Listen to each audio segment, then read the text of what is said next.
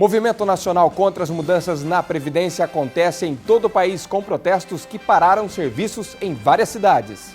Em Rio Claro, a manifestação se concentrou em frente à sede da Previdência Social e paralisou uma das principais ruas da cidade. A Prefeitura negocia a prorrogação de convênio com o governo do estado para a conclusão de obra da creche no bairro Terra Nova. A promessa era de obra, mas o que a gente vê é abandono. Moradores do distrito de Ferraz cobram providências para tubos de concreto espalhados pelo local. Eu acho que não tinha precisão não, porque nunca alagou, nunca aconteceu nada de enchente. Hoje é Dia Internacional do Consumidor e no estúdio vamos falar de avanços e problemas ainda muito comuns nessa relação. Cultura inicia conversas para restaurar casarão histórico do Barão de Grão-Mogol em Rio Claro. O Rio Claro Notícias começa agora.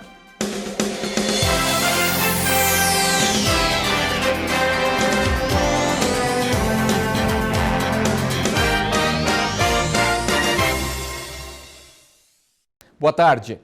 População começa a reagir contra a proposta de reforma da Previdência do governo federal. Em todo o país, manifestações tomaram conta das ruas e aqui em Rio Claro não foi diferente. A mobilização aconteceu em frente ao prédio da Previdência Social e paralisou uma das principais ruas da cidade. A concentração foi logo pela manhã e os manifestantes levaram faixas, cartazes e bandeiras, condenando as novas regras trabalhistas e de aposentadoria propostas pelo governo. A ação uniu empregados do setor público e privado e representantes de vários sindicatos. É uma conscientização junto à população, no caso aqui de Rio Claro, mas é isso a nível nacional, sobre a PEC do fim do mundo. Na verdade, essa PEC, as reformas que a presidência mandou para o Senado e para a Câmara Federal, da Previdência e da reforma trabalhista, ela é prejudicial ao trabalhador. A primeira coisa que a reforma trabalhista, ela prevê o aumento da jornada de trabalho para 12 horas, ela permite a redução ou retirada completa do 13º, folga remunerada. Então, assim, é uma série de políticas que vão retirar e piorar cada vez mais as condições nós que somos trabalhadores. Porque somos nós trabalhadores que mantemos o país, nós que produzimos tudo. Atos parecidos estão acontecendo no país todo. Em São Paulo, ruas foram fechadas e o transporte público ficou paralisado durante a manhã. A principal reclamação dos manifestantes é sobre a nova idade mínima para aposentar, 65 anos. Se o texto for aprovado, irá afetar homens com menos de 50 e mulheres abaixo dos 45. E justamente por isso, os jovens estão entre os mais revoltados. Ganhar visibilidade, para a gente trazer as pessoas para a rua, para ser visto que a gente não quer perder direitos. A gente está aqui, vai continuar lutando contra qualquer reforma que vá de encontro aos direitos dos cidadãos. Esse é o primeiro ato que acontece na cidade e a ideia, de acordo com os organizadores, é promover outras manifestações e até mesmo greves caso as reivindicações não sejam atendidas. Para reforçar a insatisfação, pelo menos um dos setores parou já hoje. 4 escolas estaduais não abriram as portas e outras várias funcionam parcialmente. Zita de Godoy, Batista Leme, Michel Allen e Oscaria estão totalmente paralisadas. Nelson Stroile e Ribeiro funcionam abaixo dos 95%. No José Cardoso e outras escolas, pelo menos mais da metade dos professores e funcionários cruzaram os braços. E os professores hoje já estão doentes em sala de aula por causa da pressão emocional, das condições de trabalho que são extremamente absurdas. E nenhum professor vai conseguir dar aula com 75 anos, com 70 anos. Isso é inviável para a categoria. 49 anos de contribuição, mais 65 anos, que é o que eles estão propondo, nós não aposentaremos nunca, né? Então, em luta, hoje é dia de luta, reflexão, conscientização. Após espaço aberto para manifestações e discursos, o grupo deu uma volta em torno do Jardim Público, o que acabou afetando ainda mais o trânsito. Apesar disso, quem estava de fora do ato aprovou a iniciativa sindical. Bastante válido. Por quê? Porque é uma luta, né? Tem que lutar. Não, é válido, né? O povo não está contente, tem que protestar mesmo, não está de acordo, tem que tentar protestar para ver se melhora alguma coisa, né? Primeiro passo, mas isso virão outros movimentos e a intenção, se o governo não recuar, é parar o país literalmente. Porque é parando a produção que os patrões e o governo vai atender a nossa reivindicação. Então, se necessário, a gente vai chamar uma greve geral. E sobre a paralisação das escolas, agora à tarde será feita uma assembleia lá em São Paulo para definir se a greve continua e se haverá uma ampliação dessa paralisação em toda a rede pública estadual. Aproveitando o gancho, falando de educação, aqui em Rio Claro a gente já mostrou obra parada de creche lá no bairro Terra Nova, que ficou ali só no alicerce. Pois bem, agora a Prefeitura Municipal conseguiu um contato com o governo do estado para dar continuidade à obra. Será que vai? No local não encontramos nada além dos alicerces, muito menos crianças brincando. Aqui, a creche que era para atender as famílias do bairro Terra Nova e dos novos condomínios populares, por enquanto está só na intenção. A obra que era para ter sido entregue em março de 2016 já está parada há um ano. Agora, com a renovação do convênio para concluir o projeto, a expectativa é que mais de 100 crianças sejam atendidas por aqui até o início do próximo ano letivo. O prefeito ele esteve em São Paulo, ele assinou a prorrogação do convênio para a conclusão da obra por mais 18 meses e agora a gente está na expectativa de retomar aqui o mais breve possível e entregar essa obra no máximo até dezembro de 2017. Com a mudança de administração e da empresa contratada, as obras atrasaram ainda mais do que o previsto e as mães que moram na região têm que se virar como podem. Eu não tenho criança de idade de creche, mas é muito importante que eu vejo muita mãe passar. As crianças têm que sair daqui de ônibus, a mãe sair correndo para pegar de bicicleta ou ir a pé. A gente está na fase final do processo de rescisão com a empresa, então a gente acredita que nos próximos dias isso vai estar resolvido e daí a Secretaria de Obras está adotando as medidas técnicas necessárias para que a gente retome a obra e conclua ela no mais rápido possível. Para a Marinara, que cuida da filha e do sobrinho, fica ainda mais difícil conseguir um trabalho, já que tem os dois para cuidar na parte da tarde. Sem creche no bairro, a mais próxima fica no Jardim das Palmeiras. E para quem não tem um transporte próprio, tem que ir caminhando ou de bicicleta. Todo mundo estava contando com a creche lá, né? E não saiu. Daí todo mundo optou lá pro Palmeiras e aqui de cima para colocar. Aí faz essa correria, né? É. Fica muito ruim. Outro problema já mostrado no Rio Claro Notícias sobre a obra é o muro de arrimo que provocou rachaduras na estrutura do prédio ao lado, que pertence ao projeto social claretiano Terra Nova e continua em um impasse sobre quem vai ser o responsável pelo dano. A gente está verificando o que de fato aconteceu, de quem é a responsabilidade para que a gente possa adotar as medidas cabíveis. Você que está procurando emprego, fique ligado, o Pátio de Rio Claro está com vagas abertas. Confira.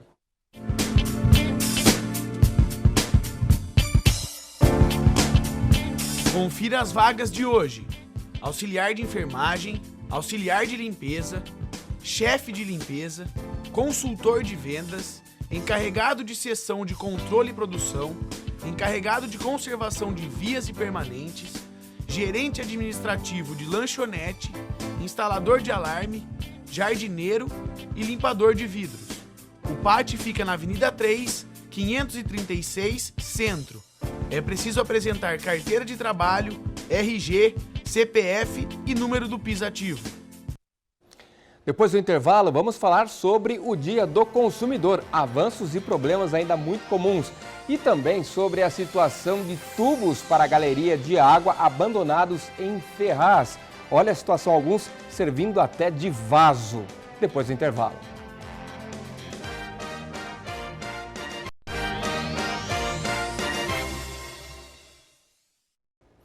Olha, uma situação no distrito de Ferraz.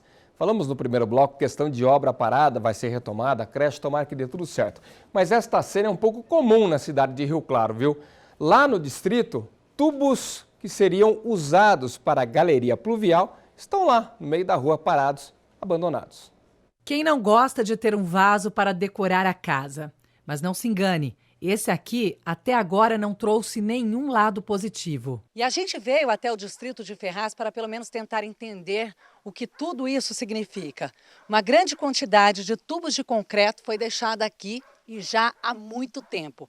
A promessa para os moradores é que seria realizada uma obra. Só que agora o que a gente percebe é que eles praticamente fazem parte da via pública, só que de outra forma. E os moradores também buscam por resposta e, claro, pela solução. Esse ano faz. Esse mês vai começar. Só fala isso daí. A obra seria uma nova galeria para águas pluviais, que ficou só na promessa mesmo. E com o tempo só tem gerado transtornos. Aqui é tudo, é perigoso o modo de gente esconder. É rato, barata, que vem muito na casa. Aí fica ruim, né? Ninguém faz nada. Ninguém faz nada. E a gente tem medo também, né? Juntar bicho, gente se esconde aí, molecada, né? Aí se esconde, aí brinca aí por detrás, acha perigoso também, né? O seu José mora nessa região a vida toda, há 77 anos, e diz que aqui os investimentos não chegam. Nada de investimento aqui não tem. Você está vendo a rua, aqui rua tudo abandonada, não é? Tudo abandonada. Os tubos estorvando, que não ponha, os leva embora. Tudo abandonado, porque aqui é o lugar dos esquecidos. Não tem nada para nós. Que aqui não tem prefeito, aqui ninguém vem e ninguém está aí com nós, né? Em uma coisa, todos concordam. Na visão dos moradores que vivem no local e sabem de cada necessidade, essa obra aqui... Não necessita esse tubo aí, porque a rede está vencendo. O que precisava aqui na rua, então? Uma guia de asfalto. Não tinha precisado não, porque nunca alagou, nunca aconteceu nada de enchente. A Secretaria Municipal de Obras, nós entramos em contato com a Prefeitura, né? E a Secretaria informou que está fazendo uma avaliação técnica da situação para definir quais providências devem ser tomadas com relação a toda aquela tubulação parada por lá. Bom, se você não sabe, hoje é o seu dia, sabe por quê?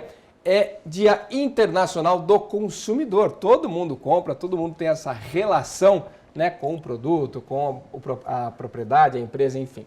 E aqui, Dr. Euclides Jutkowski, coordenador do curso de Direito do Claretiano Faculdade, vai bater um papo com a gente, falar um pouquinho sobre os avanços, as melhorias que já tivemos nessa relação do consumo e problemas muito enfrentados, ainda muito comuns, com relação a essa compra do serviço ou do produto que nem sempre dá certo. Tudo bem, doutor? Tudo bem, com você, Paulo. Tudo jóia.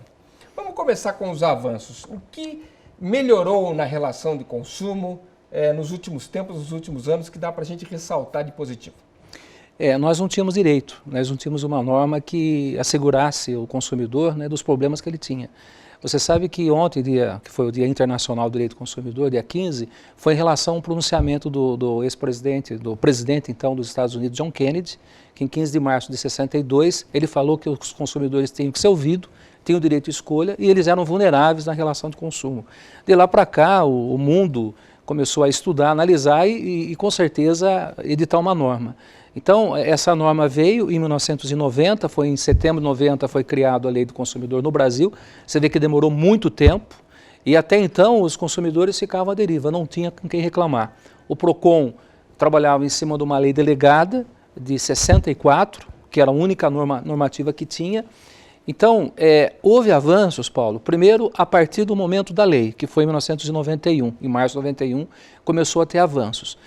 Nós percebemos que as empresas acabaram se adequando, hoje ela toma muito mais cuidado, ela atende muito mais, de uma forma muito mais eficiente o consumidor. Houve avanços, mas infelizmente ainda nós temos que avançar, tem muitas coisas ainda que têm que ser consertadas, que mesmo com toda essa norma, há uma dificuldade muito grande para que o consumidor tenha acesso para fazer as reclamações dele junto com o fornecedor, não junto com o PROCON. O PROCON está lá, né, todos os dias, né, todo momento para poder atender o consumidor, o judiciário também, mas antes ele precisa fazer um contato com o fornecedor e isso que está sendo difícil hoje. Esses canais ainda estão relativamente omissos, né? Com certeza. Veja bem, exemplo, eu estou sem celular, sem sinal do celular desde ontem. E eu não consigo fazer contato porque eu estou sem celular, eu tenho que fazer do fixo. Se o fixo não estiver funcionando, como que faz? Eu consegui fazer, aí a pessoa falou, você tem que me mandar um e-mail. Então o e-mail depende de um provedor de internet que também tem que estar funcionando. Então aquele atendimento pessoal tem que retornar. Que você tenha condições de ir direto no consumidor, pessoalmente, ser atendido pessoalmente, não através dos meios eletrônicos. Porque se você não tiver acesso a meios eletrônicos e esses meios eletrônicos também não funcionarem, você acaba ficando ilhado e acaba não tendo como reclamar. O que a gente já falou muitas vezes aqui, inclusive no Rio Claro Notícias, alguns segmentos apresentarem sempre muitas reclamações e mês após mês estão encabeçando a lista dos problemas principais com relação à ordem do consumo. O senhor citou essa telefonia celular e sempre está entre isso. O que fazer? Qual é o caminho que isso pode tomar para que esses serviços recordistas de reclamação passem finalmente a oferecer alguma solução para essas questões? Nós vivemos num sistema capitalista, as empresas de telefonia móvel fixa estão atrás de resultados, ela tem que melhorar a estrutura do fornecimento de serviço através de instalação de novas antenas. A legislação com relação a isso ela é muito prolixa, depende de autorização do município para poder instalar as antenas. Os municípios, às vezes, para poder instalar, tem uma legislação lá no município que precisa de autorização dos vizinhos, em razão da radioatividade, em razão de problema de saúde. Então, há uma complexidade legislativa. As companhias de telefonia móvel, elas querem aumentar a estrutura para poder melhor atender, mas ela tem essas dificuldades. Então, o Brasil é um país de norma, onde que se resolve, tenta se resolver tudo por norma legislativa, e nós temos uma norma muito complexa aí. Agora, as empresas precisam melhorar os acessos a essas reclamações. Nós temos a Anatel, como nós temos outras agências reguladoras, né, que recebem reclamação e elas têm sido eficientes para que cobrem as telefonias, as empresas telefônicas, mas muitas vezes em função da escala, né? Você imagine bilhões e milhões de consumidores, milhões e milhões de clientes que as companhias possuem. Então, quando dá um problema, são milhares de pessoas que são afetadas. Mas é isso, elas precisam ter uma estrutura melhor e ter um limite para ampliação, né, de poder disponibilizar mais linhas telefônicas, porque há um momento que vai ser congestionado isso. Maravilha. Doutor, muito obrigado pela sua participação aqui conosco no Rio Claro Notícias. De volta, né, participando depois de um tempo aí, mas valeu pela orientação e pelas considerações sobre o Dia do Consumidor. Até mais. Uma boa tarde para todos. Olha, vamos ver como é que vai ficar o tempo, né, durante a tarde, principalmente começo da noite, por conta da previsão de chuva forte. Fernanda Maestro.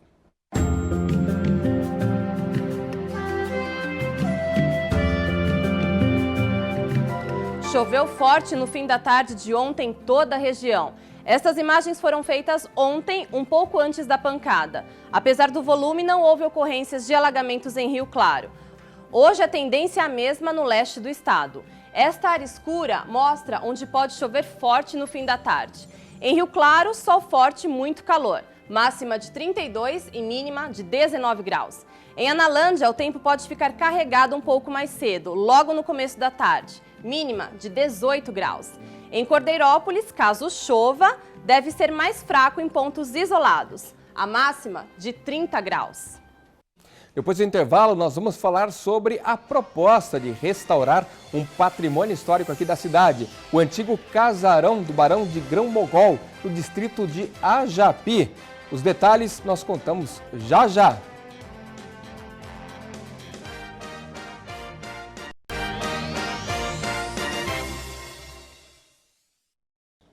Olha, tem informação importante para os estudantes com relação ao vestibulinho da Zetex. Quem conta pra gente é o repórter Gustavo Negreto.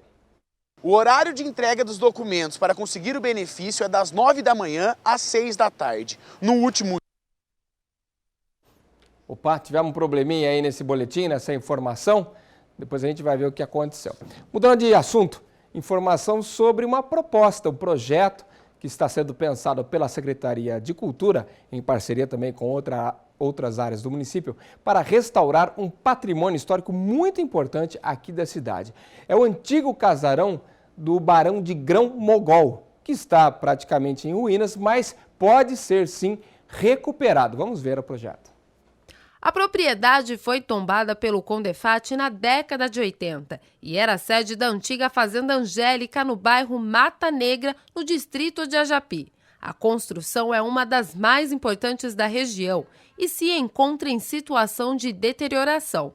O casarão faz parte da história de Rio Claro e foi construído no século XVIII por Walter Martins Pereira, conhecido como Barão de Grão-Mogol. Hoje a propriedade tenta resistir ao tempo, mas um projeto de revitalização pode mudar a paisagem. Nós começamos, através do nosso diretor de patrimônio, a fazer um levantamento de quais são os imóveis com importância histórica no município. E esse levantamento foi iniciado com o Casarão de Gramongol. A gente fez um primeiro contato com a família e, ao mesmo tempo, a família procurou o poder público para a gente pensar em iniciativas para o espaço. O processo de restauração, ele acontece muito antes da obra em si.